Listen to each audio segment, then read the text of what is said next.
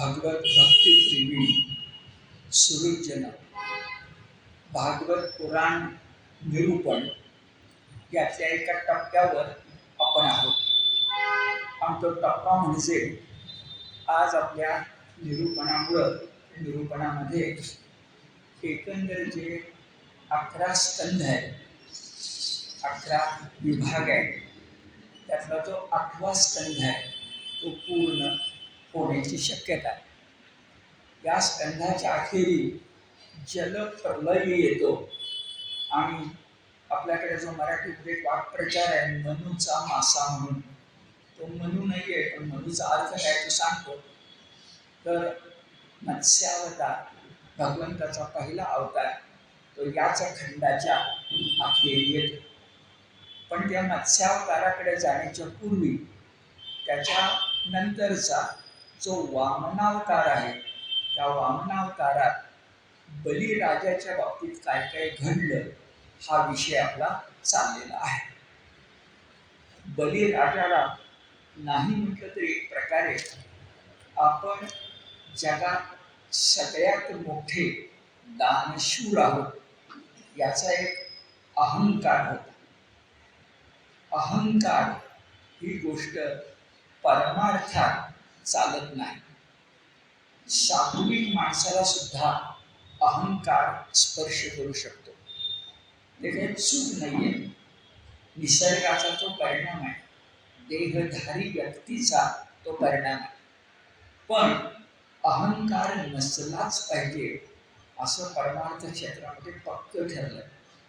म्हणून तर नामदेव महाराज भगवंताकडे बसायला मागताना माझ्या विष्णुदासा अहंकाराचा वारा न लागो, अहंकाराचा वारा न लागो राजसा माझ्या विष्णुदासा भाविकासी असं म्हणतात. त्याला काही उत्तर नाही, पर्याय नाही.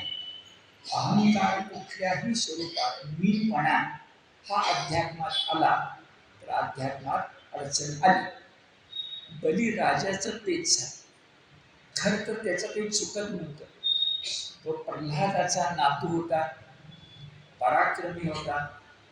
कश्यपांचा कश्यप ऋषींच्या पासून जी दुसरी कश्यपांची जी दुसरी पत्नी दिती, त्या वंशामध्ये जे दैत्य होते त्या दैत्यांपैकी होता. म्हणजे कश्यप कुळातला होता. चूक काही नव्हती, पण एक दोष होता आणि तो म्हणजे अहंकार. त्यानं काय काय घडलं बघा. आपण असं बघितलं की वामनावतार म्हणजे बटू मुलगा हा भृगुकच्छ म्हणजे भडोच्च गुजरातमधलं, या ठिकाणी जो काही बलिराजाने यज्ञ चालवला होता त्या प्रसंगी गेला.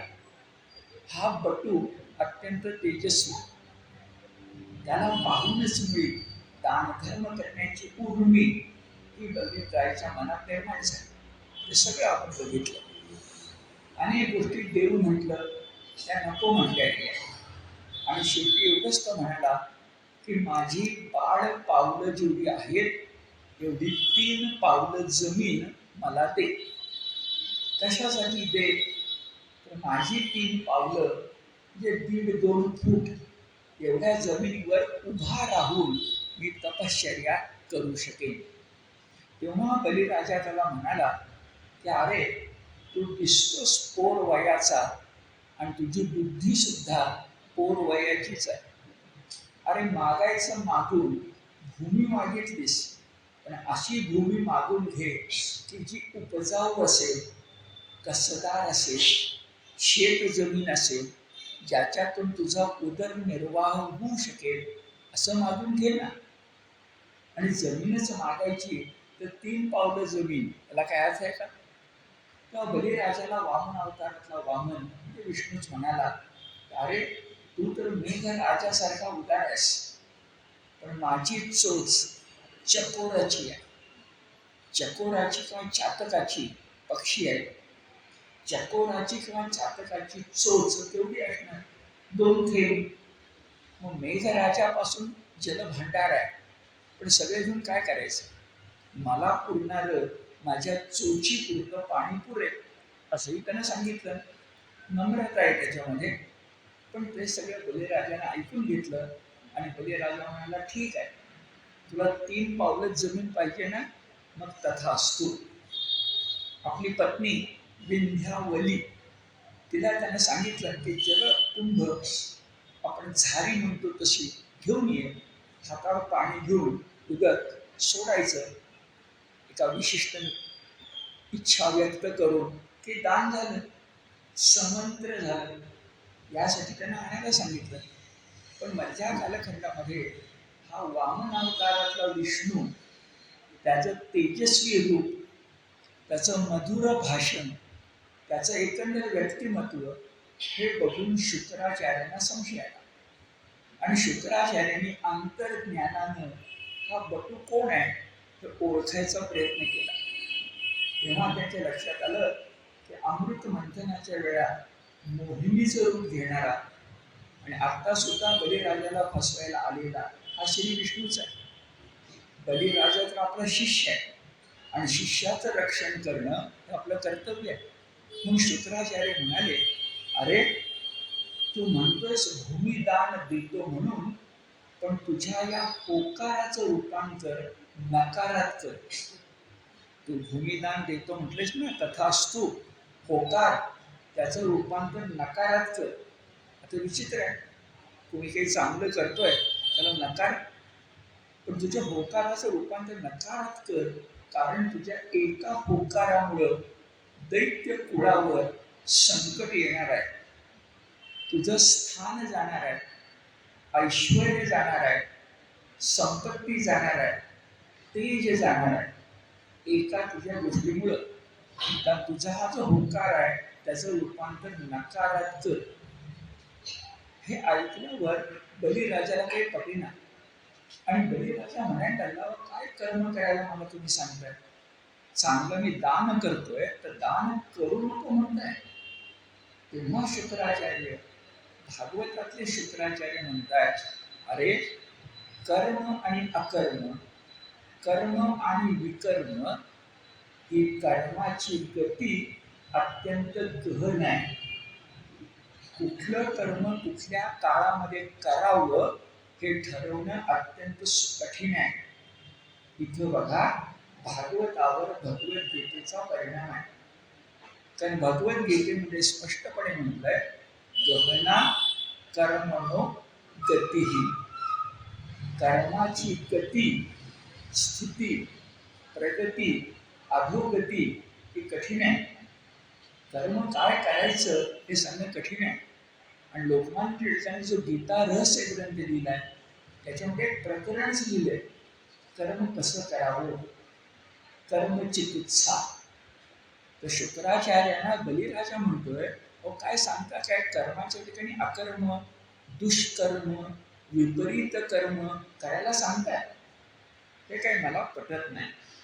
तेव्हा भागवतातले शुक्राचार्य जो उपदेश करतायत तो केवढा वेगळा आहे बघा. मी तुम्हाला नेहमी सांगतो की आपण जे भागवत शिकतोय, आपण भागवतचे अभ्यासत आहोत, ते भक्ती सांगण्यासाठी आहे नक्की, पण ती भक्ती भगवद्गीतानुसारी आहे.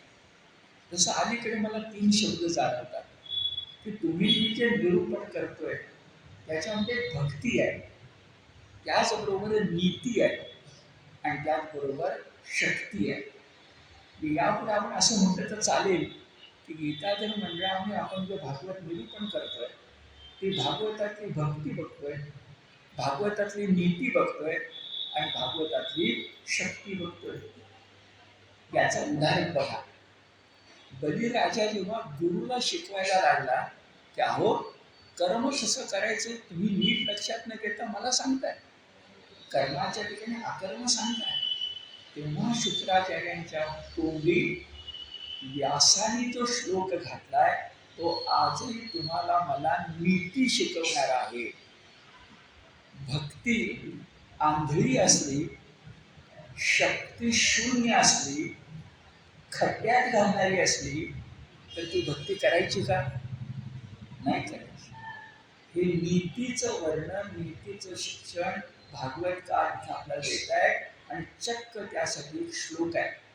श्लोक असा आहे, वृत्त्यर्थे प्राण संकटे स्वरक्षणार्थे स्व अस्तित्वार्थे हिंसायां नानृतं स्यात् जुगुप्सितम.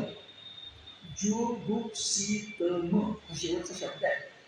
जुगुप्सा, जुगुप्सा म्हणजे किळसवाणं, बिभत्स रस असा नाही आहे. न काय बरं, हिंसा आणि अमृत. हिंसा सुद्धा त्याज्य नाही आहे आणि खोटं बोलणं सुद्धा त्याज्य नाही आहे. न जुगुप्सितम, किळसवाणं नाही. ही नीती आहे. आपल्या मनात प्रश्न आहे, काय सांगताय, खोटं बोलणं चांगलं, हिंसा करणं चांगलं, कसं असेल? पण वरचा चरण आहे बघा, वृत्त्यर्थे म्हणजे आपल्या उदरनिर्वाहाचं साधन म्हणजे वृत्ती ही नष्ट होत असेल तर आपण जगायचंय ना, का आत्महत्या करायची आहे? तर आत्महत्या केली तर पुन्हा पाप आहे. मग जगायचं म्हटल्यानंतर काहीतरी वृत्ती, जगायचं साधन पाहिजे की नको? ते जर कोणी काढून घेत असेल, वृत्त्यर्थे आपली वृत्ती म्हणजे जीवन वृत्ती म्हणजे निर्वाहाचं साधन नष्ट होत असेल तर न जुगुप्सा, हिंसा आणि अनृत. आणखी काय बरं, वृत्त्यर्थे प्राण संकटे, तुमचा स्वतःचाच प्राण जायची पाळी आली, जगणंच मुश्किल झालं, तर मग कसलं कर्म आणि कसलं अकर्म?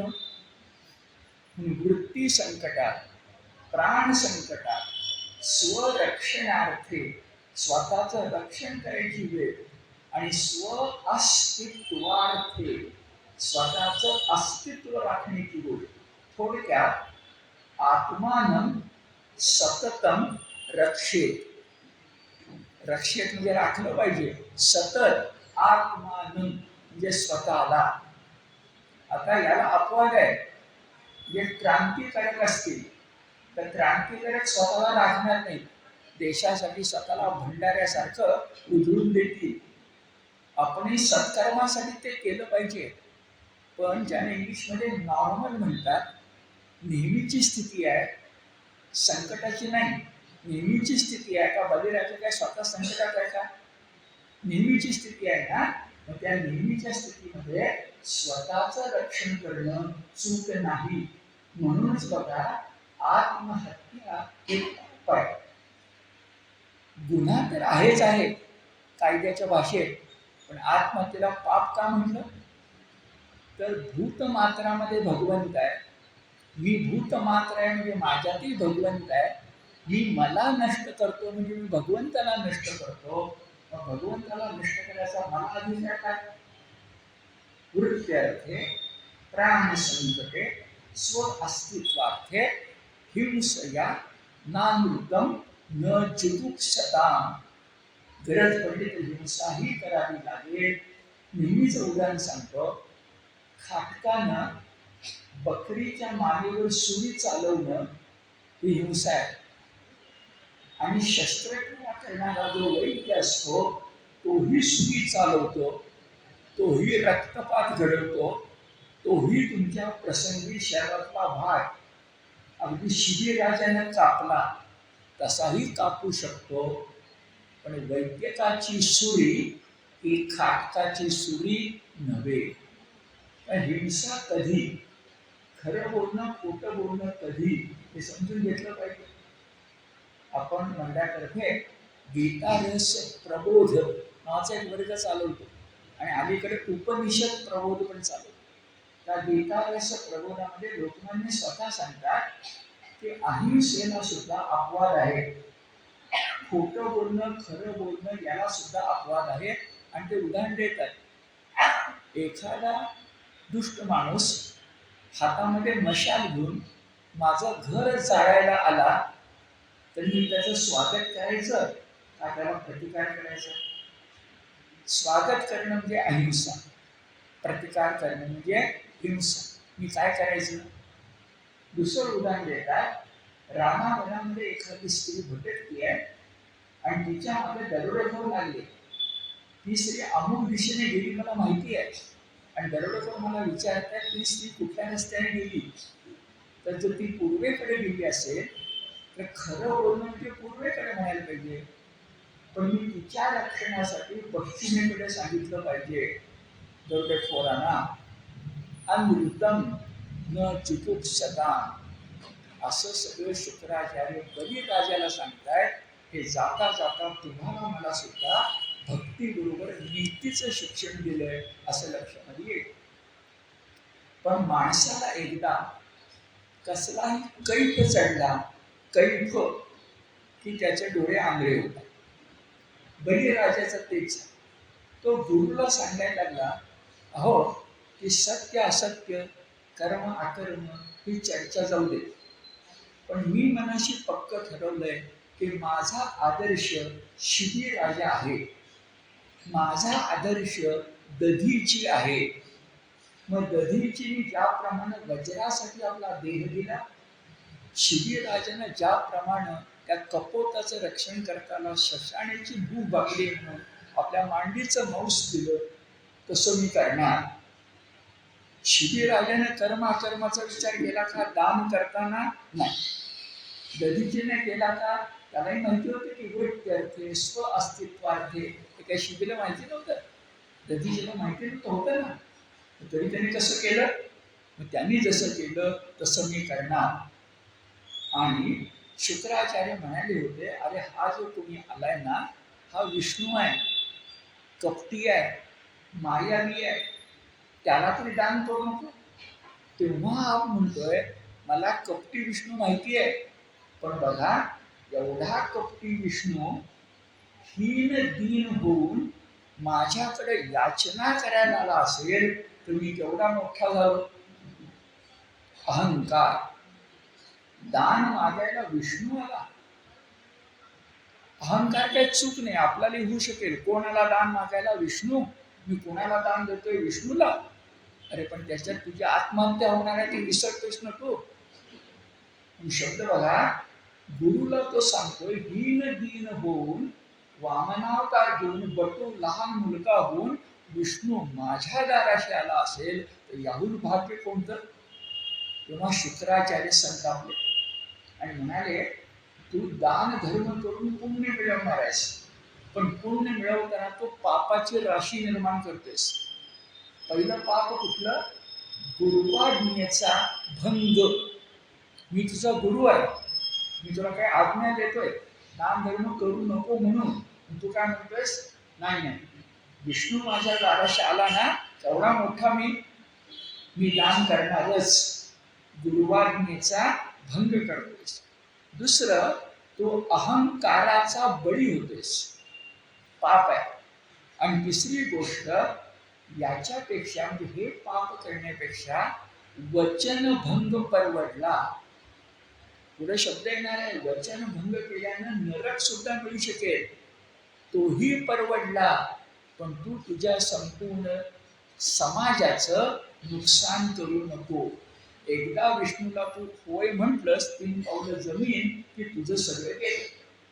मग गुरुवाज्ञेचं पातक, आता म्हटल्याप्रमाणे अहंकाराचं पातक, याच्या पुढे वचनभंगाचं पातक परवडलं, पण तू काही दान करू नकोस असं सांगितलं तर, पण तो काही ऐकायला तयार नाही.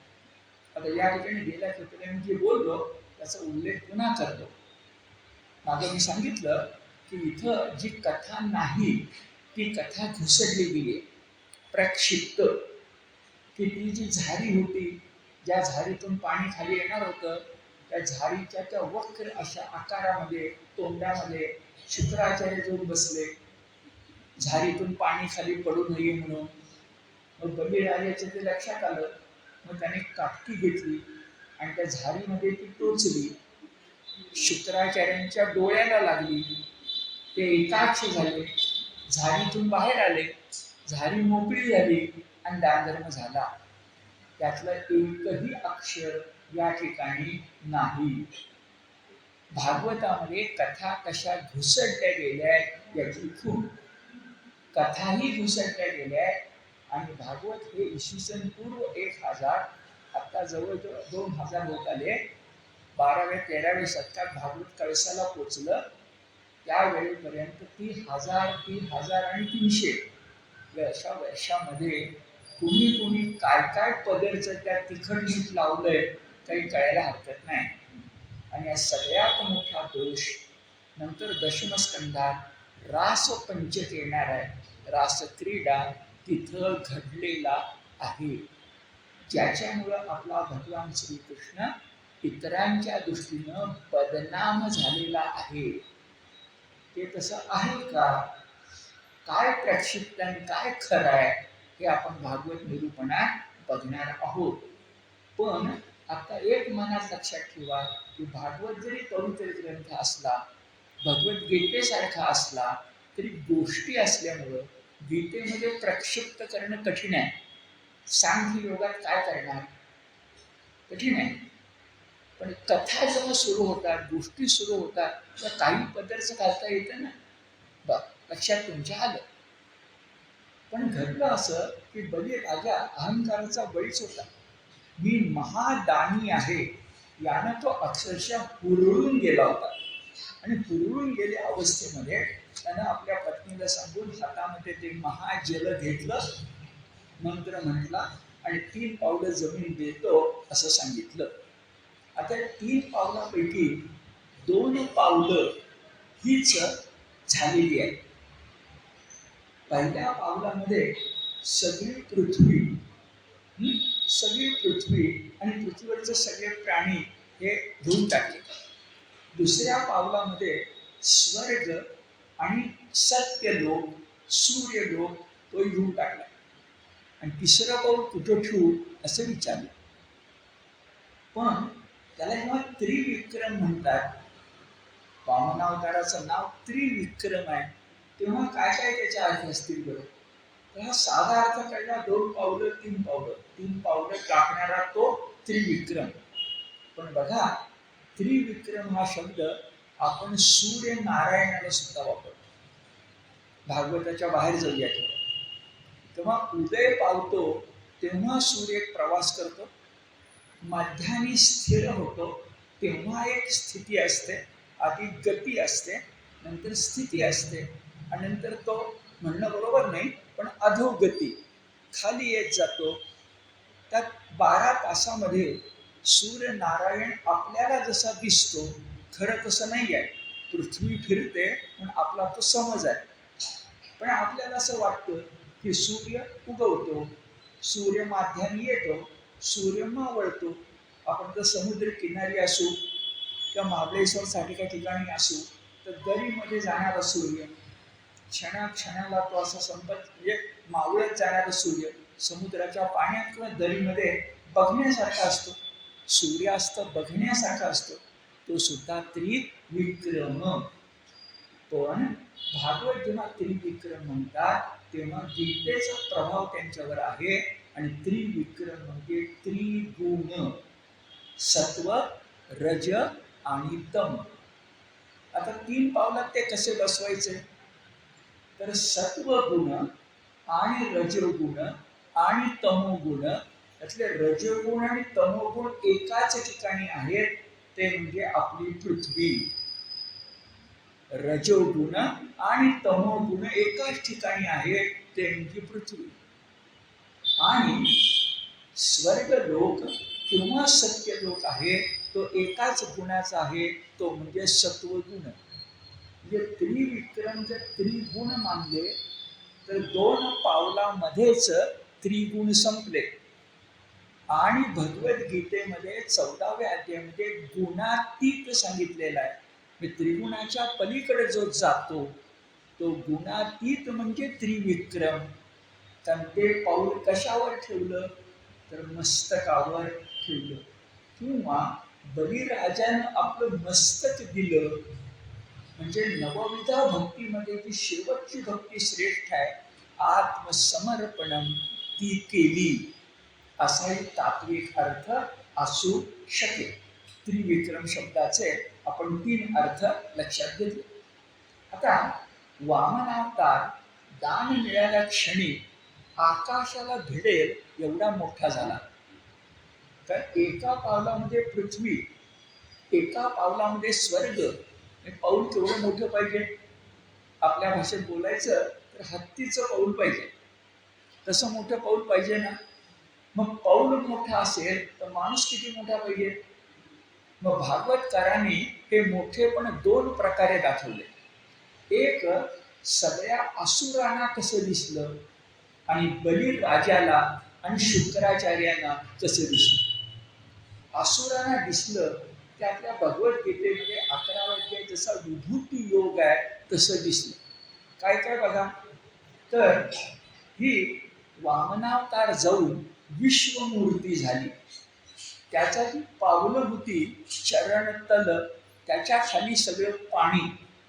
चरणतल, त्याच्या खाली रसातल, पायापाशी पृथ्वी. नुसतं ऐकत चला, अद्भुत रस आहे. पायाखाली चरणतल, तिथं आता म्हटल्याप्रमाणे रसातल.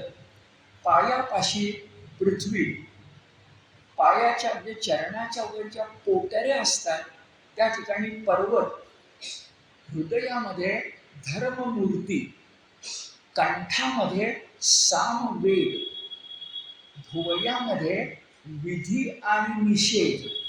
कशी कल्पकता आहे बघा. विधी म्हणजे चांगलं, निषेध म्हणजे वाईट. भुवया दोन, विधी निषेध. पापण्यांच्या मध्ये दिवस रात्र. थोडी कल्पकता आहे. पापण्या मिटतात, पापण्या उघडतात. भगवंताचे पापण्या मिटतात, उघडतात, दिवस रात्र. पापण्या म्हणजे दिवस रात्र. आणि ललाटी, जसा आपण गंध लावतो तसा साक्षात सूर्य नारायण. एवढं विश्वरूप असुरांना दिसलं. आणि वेगळं विश्वरूप बलिराजाला आणि शुक्राचार्यांना दिसलं. ते काय बरं?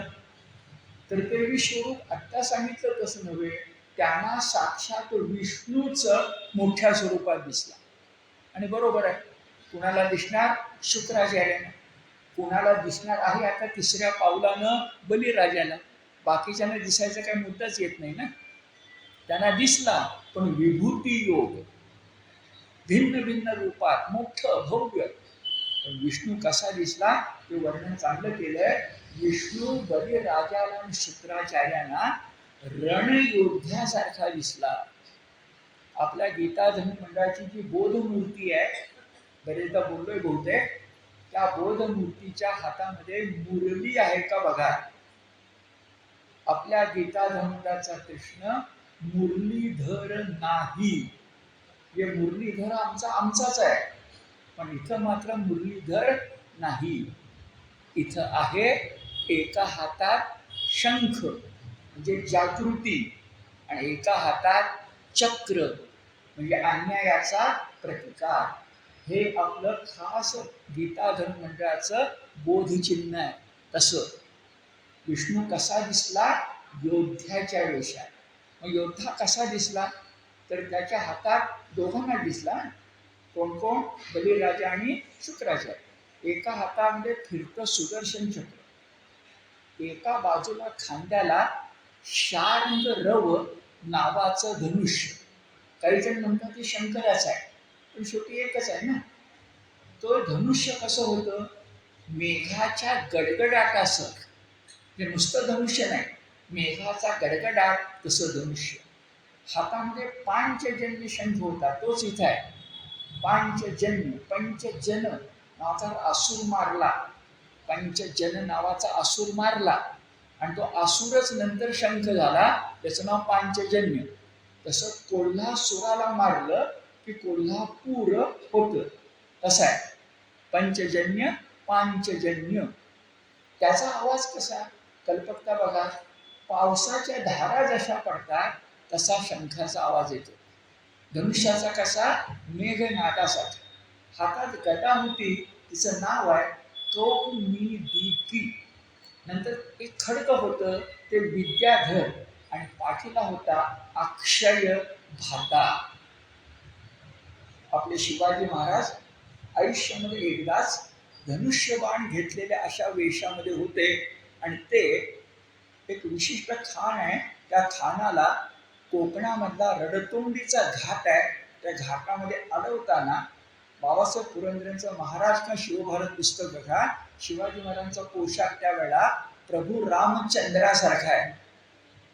तर अन्य वेळा तलवारच आहे. पण कधीही त्यांनी धनुष्यबाण पण वापरलाय तसा. नाही तर कृष्ण म्हणजे सुदर्शन चक्र ना. पण आता सांगितलं रूप कुणाला दिसलं? एक रूप दिसलं शुक्राचार्यांना आणि बलिराजाला. मगाशी विश्वरूप दर्शन झाल्यानंतर सगळे आमचे आसूर भयभीत झाले आणि मूर्छित झाले. पण थोड्या वेळानं भयही कमी झालं आणि मूर्छाही हटली. आणि मग ते एकमेकांमध्ये म्हणायला लागले. भागवतकार सांगतात की अरे हा तर विष्णू आहे. यानंच मायावी रूप घेऊन आपल्याला अमृत मंथनाच्या वेळी फसवलं होतं. आणि तोच विष्णू आता वामनाच्या अवतारामध्ये आलाय. आणि तुमचं किती छान आहे बघा. आमचा बलिराजा यज्ञ करतोय. त्यासाठी यज्ञ दीक्षा घेतली आहे.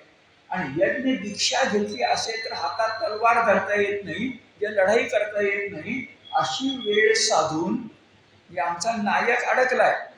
अशी वेळ साधून हा विष्णू आलाय.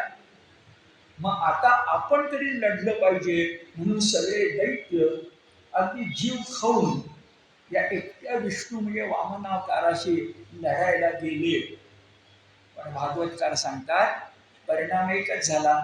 अगोदर तो विष्णू आणि दुसरं हे जे दैत्य होते त्यांना कोणी नेतृत्वच नव्हतं, नायकच नव्हतं. कुठल्या बाजून जायचं, काय लढायचं, रणनीती काय, कशाचा काही पत्ता नाही.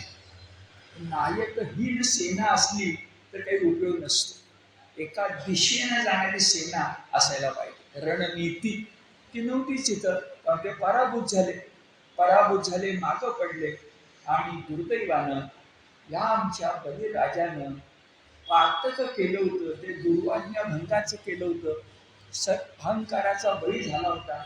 आणि म्हणून भागवतकार सांगतात की बलिराजा आता दुर्दैवाच्या फेऱ्यामध्ये सापडला. आणि विशेष गोष्ट घडली. आठवतं का बघा. जेव्हा विष्णूला भेटायला सगळे देव गेले होते, स्वर्गच्युत झालेले, तेव्हा विष्णू म्हणाला होता बलिराजाच्या हातून काहीतरी चूक व्हायला पाहिजे म्हणजे मी त्याला शिक्षा करू शकेन. ती वेळ बरोबर आली. कारण शुक्राचार्यांनी नुसती संजीवनी विद्याच नव्हे तर आयुष्यभराचं आपलं जे ब्रह्म तेज होतं ते विष्णूच्या विरुद्ध बलिराजाला दिलेलं होतं. आता वचनभंग करायला नको म्हणून दुर्वाज्ञा भंग केला. परिणामी गुरुन दिलं ब्रह्मतेज हरपलं. अमावास्येचा चंद्र झाला, पौर्णिमेचा नाही. आणि जी स्वतःची त्याची शक्ती होती तीही त्याला सोडून गेली. खरं तर तो स्थिर बुद्धी होता, उदार कीर्ती होता, ऐश्वर्यवंत होता. पण सगळं संपलं. आणि विष्णू आल्या गरुडानं वरून पाश फेकून, याच्या भाषेत साखर दंड, बलिराजाला कैदी बनवलं. बलिराजाच्या लक्षात आलं आपलं सगळं चुकलं. गुरुनं सांगितलं होतं दान धर्म करू नको, आपण दान धर्म करायला गेलो. विष्णू आहे म्हणून सांगितलं तर आपण अहंकारानं म्हणतो विष्णू हीन दीन झाला आणि माझ्या दाराशी आला, केवढा मी मोठा. या सगळ्याचा परिणाम आपण आता भोगतो आहोत असं त्याच्या लक्षात आलं. पण तरी बलिराजाने हिंमत एकवटली. शेवटी तो प्रल्हादाचा नातू आहे. हिंमत एकवटली, काही दाखवलं नाही. आपली चूक झाली हे गिळंकृत केलं. आणि हास्य मुद्रेनं तो म्हणाला तुला 3 पावलं जमीन मी दान दिली होती, 2 पावलं ठेवून झाली. आता 3रं पाऊल ठेवायला ना सत्यलोक, ना स्वर्गलोक, ना पृथ्वी लोक, काहीच नाही. आता तुझं पाऊल माझ्या मस्तकावर ठेव. ही विलक्षण गोष्ट आहे. एक शब्द येणार आहे, तो ऐकला की तुम्ही थरारून जाणार आहे. इथे शब्द जन्मास येणार आहे भागवतकारांच्या लेखणीतून, जो मराठीत आहे, संस्कृतमध्ये आहे. थोड्या वेळाने येईल. बलिराजानं फार मोठी गोष्ट केली. मगाशी म्हटल्याप्रमाणे नवविधा भक्तीतलं आत्मनिवेदन जे आत्मसमर्पण, मस्तक शंकराला अर्पण करणं, आपले शिवछत्रपती कशा एका भूमिकेत होते तशा भूमिकेमध्ये बलिराजा गेलाय, एक विलक्षण गोष्ट आहे. आणि मग त्याच्या मस्तकावर पाऊल ठेवलं. पुढचं आधी सांगतो. विष्णूचं पाऊल एवढं भारयुक्त होतं की बलिराजा या जमिनीवरून, स्वर्गावरून, पृथ्वीवरून खाली गेला. आणि आपण असं मानतो की पाताळ लोक म्हणजे समुद्र, पण ध्यानात घ्या, समुद्र म्हणजे रसातल. रसा म्हणजे पृथ्वी, तिचा तळ म्हणजे डोळ्याला दिसतो तो समुद्र. त्या समुद्राच्या खाली, या सप्त समुद्रांच्या खाली आणखी काही पाण्याची दुनिया आहे जी आपल्याला माहिती नाही आहे, त्याला पाताळ लोक म्हणतात. आपण काय करतो, समुद्रालाच पाताळ लोक, पाणबुडी पाताळात गेलो असं नाहीये. त्याच्या खाली पाताळ लोक आहे आणि हे त्रैलोक्य आहे. तो लोक आहे पाताळ, समुद्राच्या पाण्याच्या खाली. काय तिथे आहे माहिती नाही, आपण काय बघितलं नाहीये. वर स्वर्ग लोक आहे आणि आपला पृथ्वी लोक आहे, पण हा त्रैलोक्य. आणि अशा तुम्हाला मला माहिती आहे की आपला सूर्य, आपली पृथ्वी, आपले चंद्रमंगळ हे फक्त आपलं आहे, ही आपली सूर्यमाला आहे. पण ब्रह्मांड ज्याला म्हणतात त्याच्या असंख्य सूर्यमाला आहे, असंख्य अगणित सूर्यमाला आहे. आणि त्या सगळ्याचा वेध घेणारा परमात्मा आहे. आणि तो आमच्या ऋषीमुनींना कळला. हे वैशिष्ट्य आहे. आत्मा नैनन चिंतन शस्त्र, आणि आम्हाला कळलं ब्रह्मांड. बघ, मग बलिराजाचं हे रूप बघून विष्णूला सुद्धा आनंद झाला. आणि विष्णू म्हणाला, बलिराजा, अरे तू केवढी मोठी गोष्ट केलीस. दानधर्म करण्यामध्ये तू आत्मसमर्पण केलंस. आणि असं तू समर्पण केलंस, आता शब्द बघा, उच्चतम ध्येयासाठी, उच्चतम तर नाही तम, उच्चतम ध्येयासाठी आपले प्राण देणारं जे दान असेल त्याला यापुढं बलिदान म्हटलं जाईल. हा अर्थ मी जे थराने म्हटलं ते यासाठी. बलिराजाचं दान, संस्कृत आणि मराठी भाषेत एक शब्दप्रयोग घेत झालं, बलिदान. सगळ्यात मोठं दान एवढंच नव्हे, प्राणाचं दान. भगतसिंगांनी काय केलं, बलिदान. स्वातंत्र्यवीर सावरकर अंदमानामध्ये काय करायच्या क्षमतेत होते, बलिदान. बलीचं दान अर्थ गेलाच आता. आता भगतसिंग आणि बलीचा संबंध काय, पण बलिदान हे आता विशेष नाम राहिलं नाही, विशेषण झालं. बलिराजा नावाचा एक ऐतिहासिक पुरुष आहे, त्यानं दान केलं ते बलिदान. पण आता विशेष नाम नाही आहे, आता विशेषण आहे. आपल्याला बलिराजाने एक संज्ञा दिली आहे, हौतात्म्य. देवासमोर भंडाऱ्यासारखं, हळद सारखं, गुलालासारखं आपलं आयुष्य उधळणं ही गोष्ट सोपी नाही आहे. जेव्हा सावरकर मरणाला निमंत्रण देतात, ये मृत्यू ये मृत्यू, भगवती स्वतंत्रतेचा जय जयकार करतात. 60 वर्षाची काळ्या पाण्याची शिक्षा असेल तर बारी बाबाला सांगतात. जेव्हा तो 1910 मध्ये म्हणाला की 50 वर्ष झाल्यानंतर 1960 मध्ये, तेव्हा म्हणाला 1910 मध्ये 50 वर्ष झाल्यानंतर 1960 मध्ये दयाळू इंग्रज सरकार तुम्हाला सोडेल. तर सावरकर म्हणाले, तोपर्यंत भारतात दयाळू इंग्रजांचं राज्य तरी राहील का. आणि राहिलं का. 1960 ला संयुक्त महाराष्ट्र झाला, द्विभाषिक संपलं, भाषावर प्रांत रचना झाली, स्वातंत्र्य 47 ला मिळालं. उरला बारी बाबा. हे भीषण तर बलिदानाची क्षमता असते. हे ध्यानामध्ये घेतलं की बलिराजाने काय केलं ते आपल्या लक्षामध्ये येतं. आणि मग प्रसन्न झाले, विष्णूने सांगितलं की अरे सगळा जो पाताल लोक आहे ना, त्यातलं रसातल मी आता सांगितलं तुम्हाला, त्याच्या खाली एक सुतल आहे. तल शब्द काय नाही, तळ. एक सुतल आहे ते विश्वकर्म्यानं निर्माण केलेलं आहे, ते स्वर्गाहून श्रेष्ठ आहे.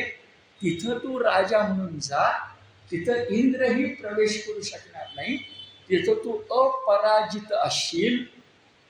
आणि बलिदाना म्हणजे बलीनं केलेल्या दानाची म्हणजे बलिदानाची विष्णूला काय किंमत आहे बघा. तशी राष्ट्राला किंमत असायला पाहिजे बलिदानाची. की विष्णू भगवान म्हणतायत, तू ज्या ठिकाणी राज्य करशील त्या राजवाड्याच्या दरवाजात अष्टप्रहर मी द्वारपाल म्हणून उभा राहील. बलिराजा जिंकलाच की एका अर्थाने. आणि हे सगळं श्लोकामध्ये आहे. मी सांगतोय, कोणी भाष्यकार सांगतोय असं नाही आहे. श्लोक बघा. विष्णू म्हणतो बलिराजाला, नित्यम द्रष्टसी माम तत्र गदा पाण अवस्थितम. नित्यम द्रक्षसी, अरे तू रोज पाहशील, माम मला, कसा, गदाधारी, अवस्थितम. अवस्थितम म्हणजे दोन पायावर उभा वॉचमन असतो तसा. गदाधारी मी अवस्थितम, नुसतं स्थितम नाही, अवस्थितम. गदाधारी मला तू पाहशील, मद दर्शन, माझं दर्शन तुला होईल. आणि छान शब्द वापरलाय, अरे प्रल्हादाला प्रल्हाद झाला, तुला महाल्लाद होईल. भागवतकरांची जादू बघा. आपण आल्हाद शब्द वापरतो, तोही संस्कृतमध्ये आ उपसर्ग लागू नाही. आनंद या अर्थी शब्द फक्त एक आहे, ल्हाद, ल ला हा आणि द. आपल्याला उच्चारायला कठीण आहे म्हणून आपण प्रल्हाद म्हणतो.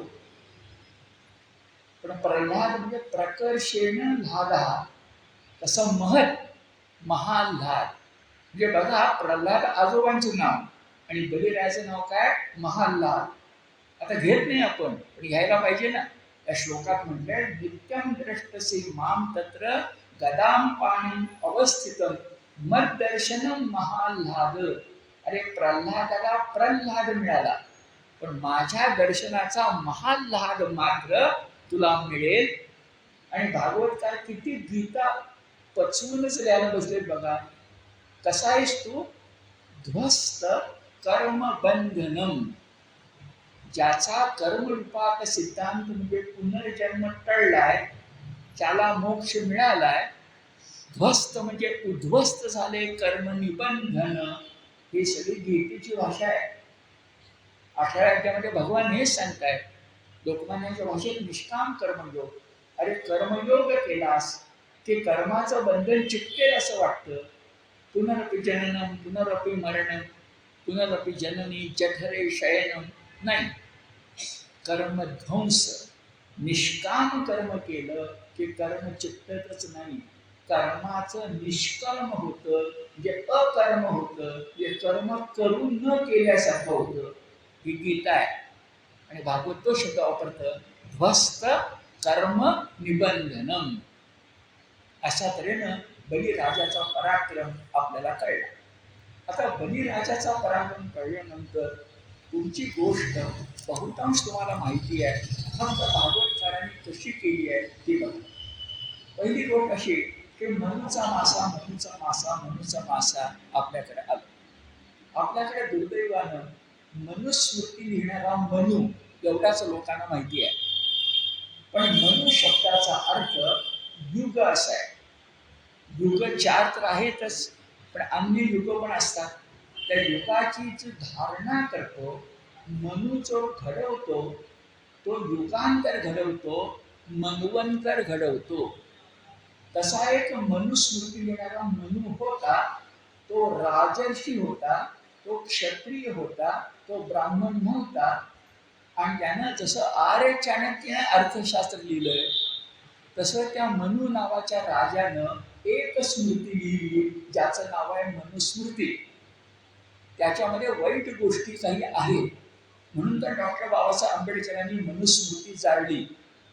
स्त्रियांच्यावर बंधन आहे, अतिशूद्राची भाषा आहे, अस्पृश्यतेचा संदर्भ आहे, हे आहे. पण याच्यात काही चांगल्या गोष्टी पण आहेत. आपण त्या चांगल्या गोष्टी कधी वाचतच नाही. ग्रंथ जर असेल तर आपण तो वाचला पाहिजे.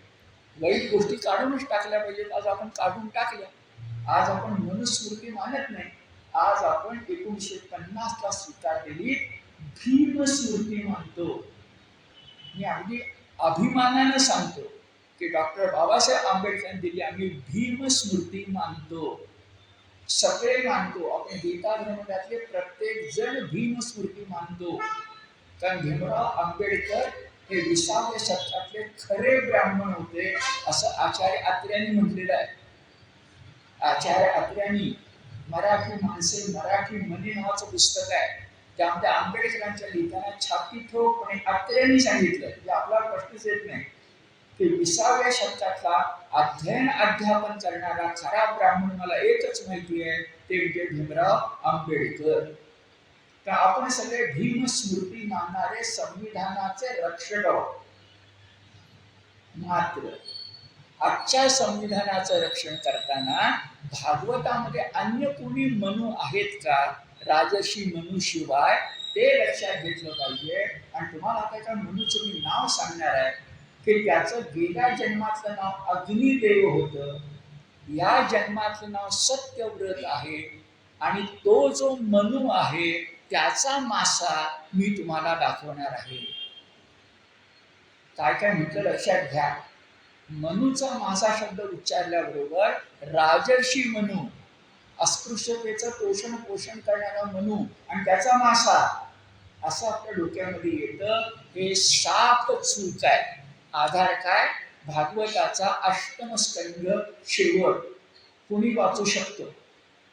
आता मी सांगितलं आधीचा जन्म अग्निव्रत अग्निदेव, आत्ताचा जन्म सत्यव्रत.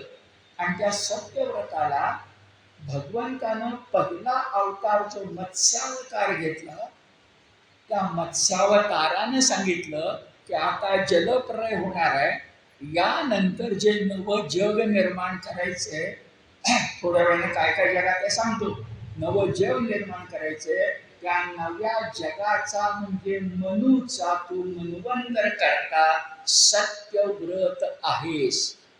म्हणून उद्या जर कोणी आपल्याला मनूचा मासा म्हटलं तर तो मनुस्मृतीवाल्या मनूचा नाही, तर भागवतामध्ये सत्यव्रत नावे सुंदर आहे, सत्यव्रत त्याचा.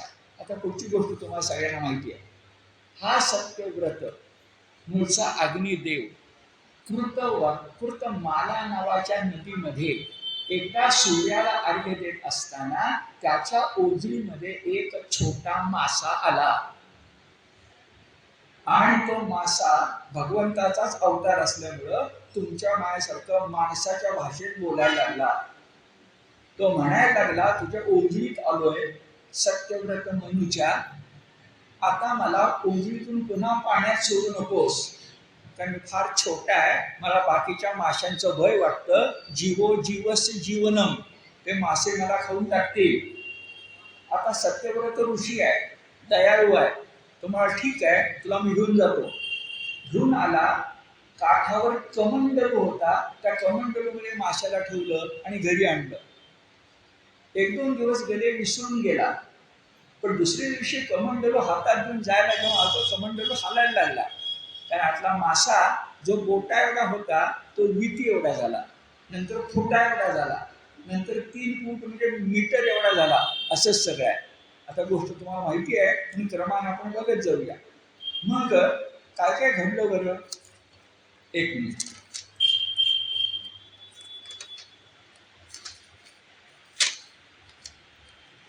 प्रथम कमंडलूमध्ये आश्रमात आला. कमंडलू नंतर रांजण्यात ठेवलं, वाढतच चालला. रांजण्यानंतर सरोवरामध्ये ठेवलं, नंतर नदीच्या खोल डोहामध्ये ठेवलं, शेवटी समुद्रात दिलं. समुद्रात सोडताना सुद्धा तो दीनवाणेपणे म्हणायला लागला मासा, अरे समुद्रात मगरी असतात, त्या मगरी मला खातील. तेव्हा मात्र ओझरीतला मासा समुद्रात जायला घाबरायला लागला, इतका मोठा झाला. तेव्हा त्याला सत्यव्रत मनूनं विचारलं, महाराज तुम्ही आहात तरी कोण? इतके दिवस तुम्हाला विचारलं नव्हतं, अतिथी देवो भव म्हणून, पण आहात तरी कोण? बघता बघता तुम्ही वाढत चाललाय. तेव्हा त्याने सांगितलं, मी विष्णू आहे आणि माझा मत्स्य अवतार आहे. का बरं? तर ब्रह्मदेवाला आता भागवत तुम्हाला मला बरं वाटून सांगतात, ब्रह्मदेवाला आता निद्रा येते आहे. हे जर गंमत आहे फक्त. निद्रा येताना त्याला जांभई येणार आहे. त्या जांभईमधून वेद बाहेर पडणार आहे आणि ते वेद सगळे दैत्य चोरणार आहे. आता हे सगळे रंजक केले तुमच्या लक्षात, ते जांभई वगैरे. पण आपण एवढं लक्षात घेऊया की कल्पांती वेद वाङ्मय वाचलं पाहिजे, कारण वेद आपलं पहिलं आहे. ऋग्वेद, यजुर्वेद, ते वेद, आणि ते वेद वाङ्मय जुन्या काळात छापील नव्हतं. पिढ्याने पिढ्या आपल्याकडे ते पाठ ठेवलंय, कंठस्थ. आजच्यासारखं रेकॉर्डिंग नव्हतं, ध्यानात घ्या. आणि मात्रेची चूक नाही आहे, एका मात्रेची. काश्मीर पासून कन्याकुमारीपर्यंत तरी पिढ्या खर्च पडल्या. किती पिढ्या? आपल्या मागं ऋग्वेद, आजच्या मागं 8,000, म्हणजे 10,000. अलीकडं इंग्रज आल्यानंतर आपण वेद छापायला लागलोय, शिळा प्रेस वगैरे आल्यानंतर. म्हणजे 6,000-7,000, 8,000, 8,000-9,000, 1,000 किती माणसांच्या पिढ्या झाल्या. तेवढ्यांनी काश्मीर पासून कन्याकुमारीपर्यंत वेद वाङ्मय पाठ ठेवलंय, कंठस्थ. आपण गीता करतो ना पाठ, 700 श्लोक, 700 श्लोक. आणि त्या ऋग्वेदात 10,000 श्लोक आहेत. 700, 10,000 अधिकच आहे. आता लक्षात येत आहे, ते वेद या प्रलयात बुडणार म्हणून मनुची खटपट चालली आहे आणि माशाची खटपट चालली. मग मासा म्हणाला, आता जांभे वगैरे सोडून द्या, मासा म्हणाला थोड्या दिवसामध्ये समुद्राला उधाण येणार आहे, ओहोटी भरती. पण समुद्र बिचारा कधी आपली मर्यादा सोडत नाही. काय वादळ बिदळ आलं तरच, पण सांगतो आधी, म्हणजे आपल्याला कळतं. आणि म्हणून शहाण्या माणसांनी जमिनीचं भरतीवरती लक्षात घेऊन घर बांधायचं असतं. ते प्रसिद्ध वाक्य तुमच्या लक्षात येईल की समुद्र सांगत असतो, मी पुन्हा येणार आहे. समुद्र सांगत असतो, मी पुन्हा येणार आहे. असा जो समुद्र आहे, तो समुद्र या ठिकाणी ठामपणे सांगतोय उधाण येणार. मत्स्य सांगतोय त्या उधाणावस्थेमध्ये तूच एकटा शिल्लक राहणार आहेस, तर तू तपश्चर्या सुरू कर. कशी तपश्चर्या बरं? तर त्या नदीच्या काठी मृगाजीने घालून त्याची टोकं पूर्व दिशे, किती गणित आहे बघा, त्याची टोकं पूर्व दिशेला करून तुझा चेहरा मात्र ईशान्य दिशेला करून, ईशान्य, ईश, ईश्वर. आपल्या घरात सुद्धा ईशान्य दिशा ईश्वराची असते. तिकडे बघून तू तपश्चर्या सुरू कर. सगळं पाणी येईल, तूही पाण्यामध्ये बुडत जाशील, पण मी सांगतो तेवढ्या गोष्टी बरोबर घेऊन तू तयारीत राहा. त्या पाण्यातून एक नौका येईल, त्या नौकेमध्ये या गोष्टी ठेव, स्वतः बस. ती नौका पाण्यावर डळमळायला लागेल, तेव्हा एक मासा म्हणून मी येईल. बरोबर वासुकी साप ठेव, कारण तो समुद्र मंथनापासून आहे. आणि तुझी नौका, मी मत्स्य जो आहे त्याला एक शृंग असेल. माशाला कधी शृंग नसतं, पण मला असेल. त्या शृंगाला नौका बांध आणि समुद्राच्या पैल तीराला जा. जे नवजग निर्माण होईल त्याचा तू मनू असशील. आता बरोबर काय काय घे, फार महत्वाची गोष्ट भागवतकार आपल्याला सांगतायत. म्हणजे खरंच भागवतकारांचं कौतुक केलं पाहिजे. तू तुझ्या बरोबर जमतील तेवढ्या वनस्पती घे, जमतील तेवढी शेतीमध्ये टाकायची कृषी बीज घे, सप्तर्षी घे आकाशातले, आणि वेद पठण करणारे ऋषी घे. हे लिहिलं या ठिकाणी. वेद पठण करणारे ऋषी आणि सप्तर्षी, म्हणजे गीतेच्या भाषेमध्ये आध्यात्मिक, पारमार्थिक, निश्रेयस. आणि अभ्युदय कशामध्ये आहे? जमतील तेवढ्या वनस्पती घे. पण काही वनस्पतीची बीज नसतात हो, वनस्पतीच लावायला लागते ना. म्हणून वनस्पती घे आणि कृषी बीज घे. इसवी सन पूर्व 1000 प्रलय येणार असेल तर कृषीची काळजी होती, हे ध्यानामध्ये घ्या. म्हणून आपला देश शेतीप्रधान आहे.